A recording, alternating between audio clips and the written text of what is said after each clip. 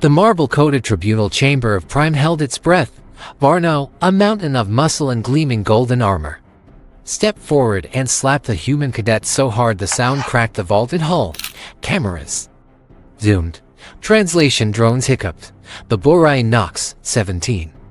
Blood on his face from an earlier scrape, stared back without flinching and whispered, "That all you've got?"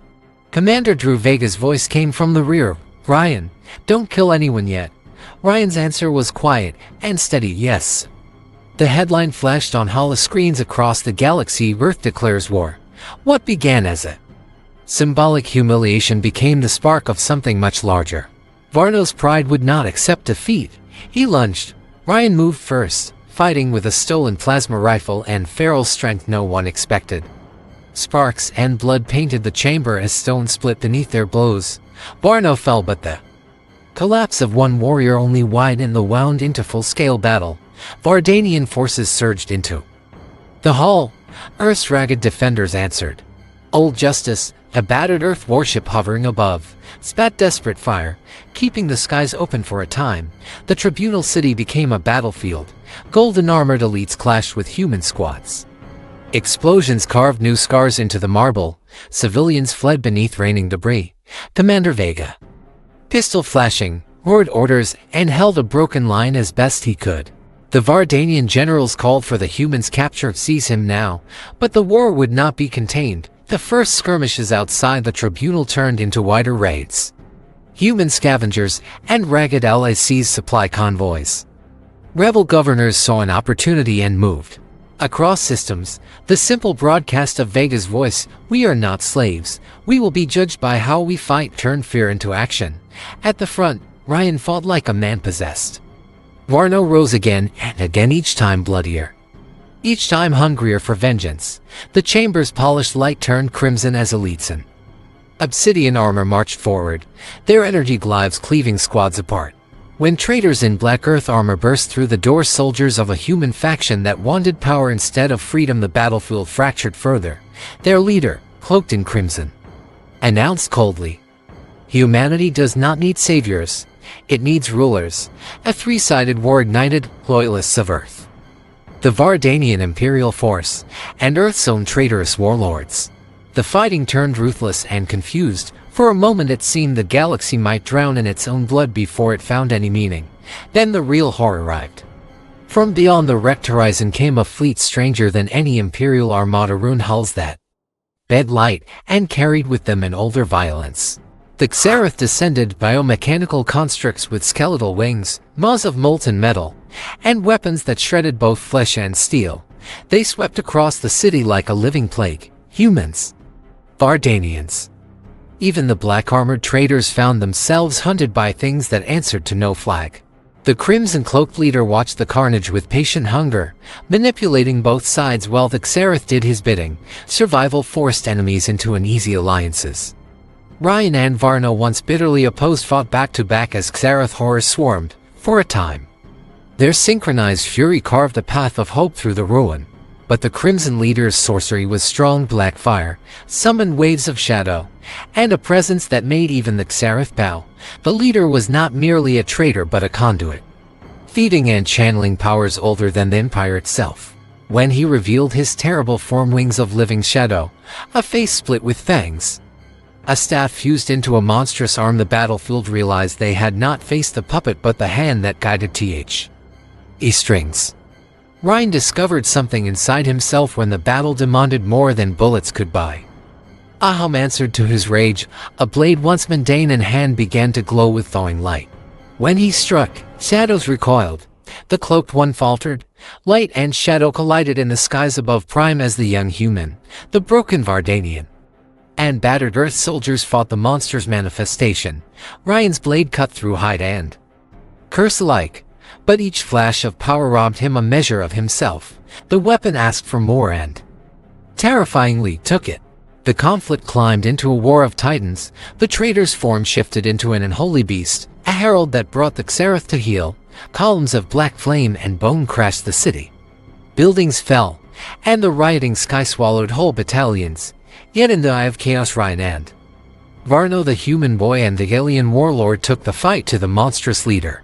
Their combined assault cracked armor and ruptured shields until the monster tore itself into ash. For a few harrowing breaths, the galaxy dared to think the nightmare had ended. But ash is only a false promise. The runes across the Kzarith fleet ignited in unison. From the heart of the storm descended the Worldbreaker, a colossus of bone and fire, a sky-eating god whose wings eclipse fields and whose roar dissolves stone. The true scale of the invasion revealed itself in that moment. Divine justice fired its last cannons futilely. Cities that had held for centuries crumbled in a single sweep of the Worldbreaker's claws. It was a force that could not be bargained with and would not be appeased. Faced with a god, the defenders had to become more than scrappy survivors. Ryan's blade, already glowing, flared into a searing inferno. He leapt onto the Worldbreaker's armored hide and drove the light deep into its skull. The creature howled, flinging him like a rag, but Varno answered with brutal force, carving a canyon in the beast's chest. The Worldbreaker reared and struck, thrashing buildings into dust, crushing squads beneath its talons. Ryan's body burned brighter and hotter with every strike. The blade's power consumed him as it cut. He felt the light demanding everything, whispering that it would take his life in exchange for the enemy's ruin. When the moment came, Ryan embraced the cost. He let the burning blade sing through him and the Worldbreaker until light and flesh and rune merged and exploded into a blinding storm. The Worldbreaker unraveled, wings collapsing into ash. The Kzarith fleet emptying into silent wreckage in orbit. For a heartbeat, the battlefield was a wasteland of stunned survivors and silent ruin. Where once a god had stood, now there was only dust drifting through a red sky. Ryan fell. Vega caught him before his knees hit the broken marble. The boy's body smoked. He was scarred deep. He whispered that it was over, and for one trembling moment the galaxy believed him. Soldiers human and Vardanian looked at each other across the charred ground, tasting tentative hope in the bitter air. Varno, blood and grief on his face, grinned through cracked lips at the sight of a human who had burned like a sun and still stood long enough to be seen. They had won the battle by bleeding for the world, but the cost had been incalculable. Yet war leaves aftershocks. With the Worldbreaker gone and the Kzarith fleet shattered, the power structures of the galaxy had been broken but not healed. Puppet governors and colonies reeled, trade lanes shuddered as systems decided to back away from a universe that now promised war rather than order. The black-armored traders vanished into dust and ruin, their leader gone with the fall of his monstrous form. Some elements simply fled to lick their wounds and regroup. In the smoldering aftermath, an uneasy coalition began to form, less a compact than a dangerous necessity. Humans and Vardanians, once sworn enemies in a hall of marble, now found shared graves dug into the same soil and shared reasons to stand again. Commander Vega, scarred and older than the day he'd raised his pistol in the Tribunal, gathered what government and guerrilla forces remained. He spoke of rebuilding and of making meaning from the mess they had carved out of overwhelming violence. Ryan, hollowed by what he had given, listened and watched. The blade he had wielded no longer glowed as fiercely, and the light that had burned through the Worldbreaker left lines across his body and mind. He had changed the shape of the galaxy. He had launched history on a new trajectory, but at a price that weighed heavy in every quiet moment. In the weeks that followed, the Alliance burned down the skeletal remains of the Kzarith and reclaimed systems one at a time. Smugglers rerouted for Earthports. Colonies that had sat idle under Imperial heels began to question who had the power to keep them in line. Rebel bands and exiles who had once been scattered now saw a chance to carve out autonomy. Where the Tribunal had once symbolized a galaxy's polite order, now new councils convened in damaged halls and banged out treaties with hands still shaking from the heat of recent battle.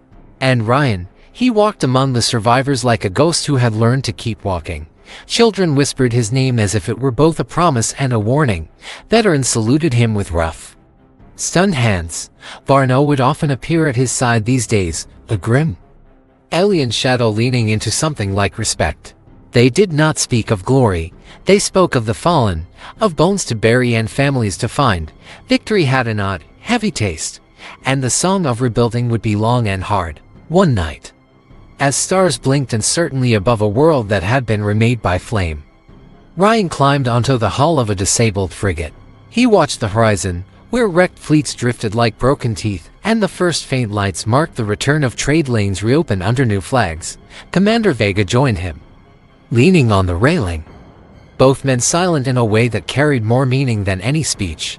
The universe had been given a second chance, not by polished diplomats but by desperate, bloody hands.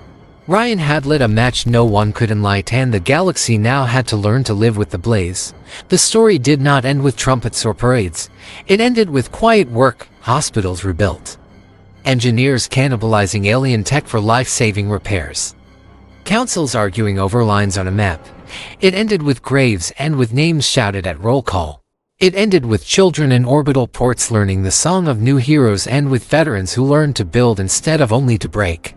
It ended with a promise that the memory of what had happened would shape the next century. Some would use it to seize power, others to bind wounds, and some to write new laws in the ash.